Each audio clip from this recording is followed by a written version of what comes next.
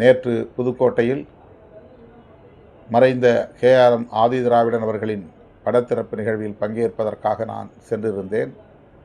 தமிழக மக்கள் ஜனநாயக கட்சி KM ஷெரீப் அவர்களின் தலைமையிலான கட்சி அந்த நிகழ்வை ஒருங்கிணைத்திருந்தது.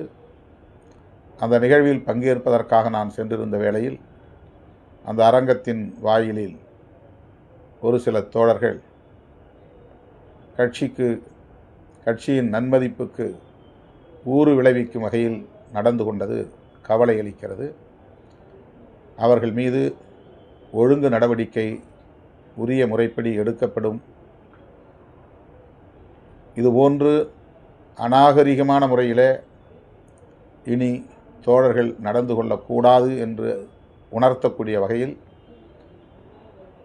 தவிர்க்க முடியாத நிலையில் ஒழுங்கு நடவடிக்கை மேற்கொள்ள இருக்கிறோம் என்பதை தெரிவித்துக் கொள்கிறேன். உட்கட்சி விவகாரங்கள் எதுவாக இருந்தாலும் அதனை முன்னணி தோழர்கள் நாகரிகத்தோடு அணுக வேண்டும். கட்சியின் அதற்கான அவைகளில் விவாதிக்க வேண்டும்.